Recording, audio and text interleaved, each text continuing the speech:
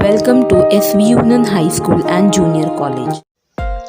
Welcome students. Standard 6, Civics, Chapter number 3, Rural Local Government Bodies, Part 2. Today we are going to see point number 3.2, Panchayat Samiti, and 3.3 in this video. Now we are going to see point number 3.2, Panchayat Samiti. Children, you all know what do you mean by village. A village consists 500 to 2000 people in that area. That is called as a village. Now when many of the villages, when they come together, it forms a taluka. When many of the talukas, when they come together, it forms a district. And when all the districts, when they come together, it forms a state. So Panchayat Samiti is a local self-government bodies to look after a taluka. It administers a taluka. All the villages within a taluka form a development block. The body that looks after the functioning of the development block is Panchayat Samiti. It also acts as a link between the Zilla Parishad and Gram Panchayat. Now the next point is the office bearers of the Panchayat Samiti. Election to the Panchayat Samiti are held every 5 years. The elected members elect from among themselves the chairman and deputy chairman of the Panchayat Samiti.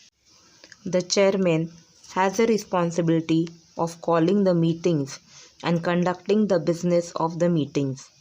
In the absence of the chairman, the deputy chairman presides over the meetings. Next is the functions of the Panchayat Samiti. The Panchayat Samiti prepares a plan of the schemes to be implemented in the development block. It is binding on the Panchayat Samiti to hold at least one meeting every month. The Panchayat Samiti receives a certain amount of money from the district funds. It also receives grants from the state government to carry out the development schemes of the development block. Here are the functions of the Panchayat Samiti. Needs of the public. Roads, gutters, wells and borewells are being built by them. Health. Vaccination. You might have, if you have gone to any governmental hospitals, children, you might have seen that the vaccinations to the babies are given free of cost. Then water supply. Providing clean drinking water. Public hygiene. Cleanliness of roads, disposal of waste. You might have seen that every day in the morning or in the evening, a truck comes to collect the waste and the garbage from all the houses. Agriculture, helping the farmers improve agriculture and livestock. Education, primary education is made compulsory and it should be given free of cost. Industries, promotions of handicrafts and cottage industries. People's welfare, providing financial aid to the weaker section. These all are the functions of the Panchayat Samiti which they have to look after. Now students, what would you do in such situations? Where would you tell Dinesh and Naina to go for the following things? First one is to get their younger sibling vaccinated. So where are you going to tell them to go? Primary health center, or we can tell them to go to in any governmental hospital where they will be getting their vaccinations free of cost. Second is to accompany their father to get the 7/12 extract.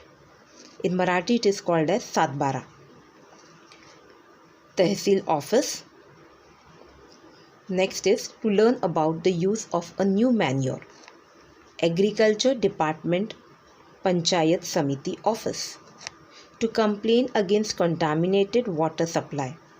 Water Supply Department Samiti, or we can tell them to go to Gram Panchayat office or to the Sarpanch. To get a birth certificate, Gram Sevak or to the Gram Panchayat office.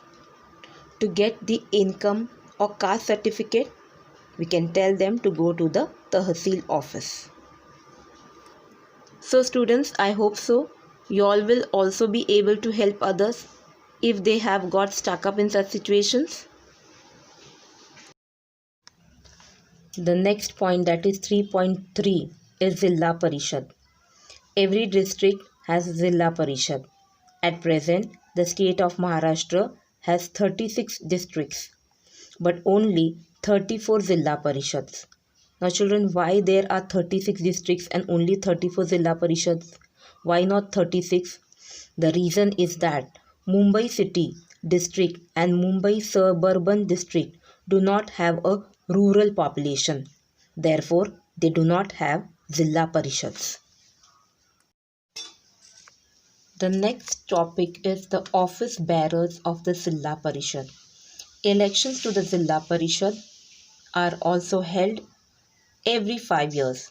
Children, you should always keep in the mind, in India, elections are basically with all the bodies are being held after every 5 years. The elected representatives choose a president and a vice president from amongst themselves. The president of the Zilla Parishad presides over the meetings of the Zilla Parishad. He exercises control over business conducted during the meetings. He also controls the financial transactions of the Zilla Parishad. He has the authority to undertake appropriate expenditure from the Zilla Parishad's funds. The vice president carries out these duties in the absence of the president. Do you know how does the Zilla Parishad function? The work of the Zilla Parishad is carried out through different committees: the Finance Committee, Agriculture Committee, Education Committee, Health Committee, Water Management and Sanitation Committee, etc. The Women and Child Welfare Committee takes up issues related to problems faced by women and children.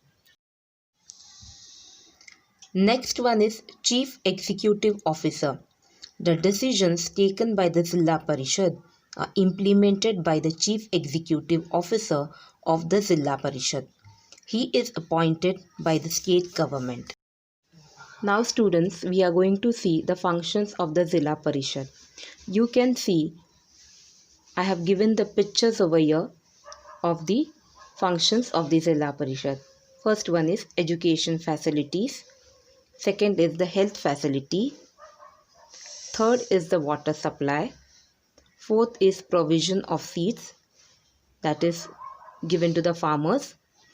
Electricity, supply of electricity. Tree plantation in the village. Do you know who contest elections in order to get elected to the Gram Panchayat, Panchayat Samiti and Zilla Parishad? Candidates must fulfill certain conditions of eligibility. For example, he or she should be a citizen of India. He or she should have completed 21 years of age. The person's name should be enrolled in the local voters list. These conditions also apply to the urban local government bodies. Do you know our constitution was amended in 1992 by the 73rd and 74th Amendment Act? Now children, what do you mean by amendment? Amendment means to make changes as per the changing environment or as per the changing conditions. Changes are being made in the constitution, that is called as amendment. So, these amendments have granted a constitutional status to the rural and urban local government bodies. It has also given them more powers to develop their respective areas more efficiently. The number of subjects under their jurisdiction were also increased. In order to enable them to work effectively, their sources of revenue have also been increased. Now students, Here we can see the Panchayati Raj system at a glance. Let us start with the smaller unit, that is a village. And who is looking and administering the village? That is Gram Panchayat. Now students, here on the left side and right side, they have given the officers, or we can say the office bearers of the system. That is first one, Gram Panchayat's main head is Sarpanch. They also have a deputy Sarpanch and Gram Sevak. But Sarpanch is the elected representative and Gram Sevak is appointed by the government. Next is Panchayat Samiti. The chairman is the main head of Panchayat Samiti, who is elected by the people. And the other one is the Block Development Officer, who is appointed by the government. The next system is Zilla Parishad. The president is the main head of the Zilla Parishad, who is elected by the people.